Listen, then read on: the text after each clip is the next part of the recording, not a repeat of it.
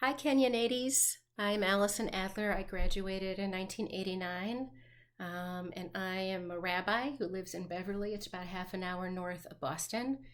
And I didn't major in religion at Kenyon, but I was completely blown away and inspired by Professor Don Rogan, like I know many of you were. So I was asked to speak briefly about the meaning of community in these times. And honestly, I have personally struggled with just being so overwhelmed as a rabbi, as a parent of a 10-year-old, as a human being, witnessing with horror the fear and conflict and devastation and violence and death. I mean, over 300,000 families will enter this holiday season and winter with a gaping hole where their loved one should be due to COVID-19. And maybe you are one of those families. And then we just have loss upon loss. I mean, all those who couldn't have their families present when they were sick, and the deaths, not just from COVID-19, but of so many people who couldn't get the medical care that they needed, or those who had to mourn in physical isolation.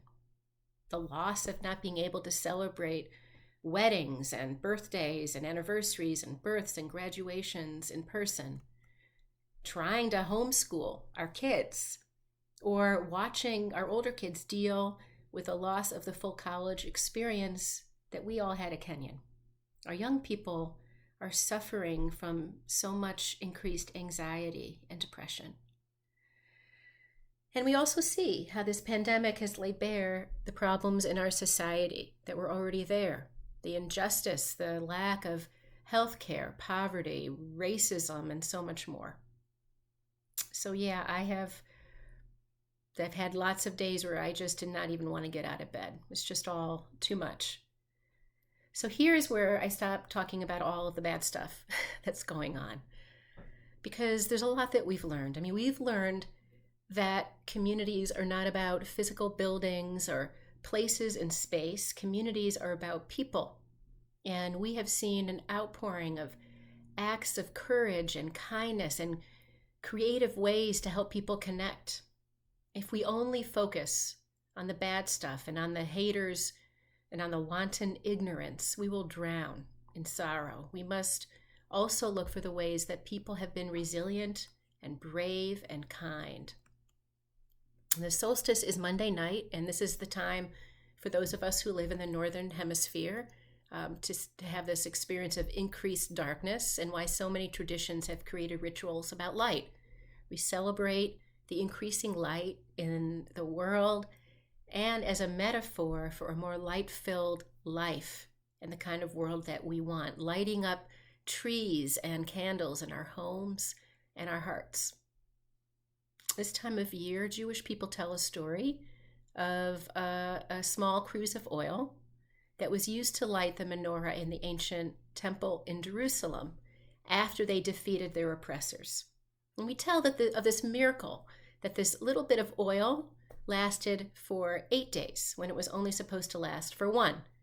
So a question is asked, why do we celebrate for 8 days instead of just for 7, since there was, in fact, enough oil for the first day? So that wasn't a miracle at all. Really, it's only 8 days, 2, 3, 4, 5, 6, 7, and 8 that were miraculous. Well, the miracle of the first day was expressed in the community's willingness to even light that small cruse of oil at all. After years of oppression and war and violence and devastation and loss upon loss, they had the hope and the courage to light, to believe they could rebuild their society. And this, indeed, is a miracle. So in these times when there is just so much darkness for so many, let us summon our own courage and dedication to lights, to acts of kindness, to compassion, and to creating a better world.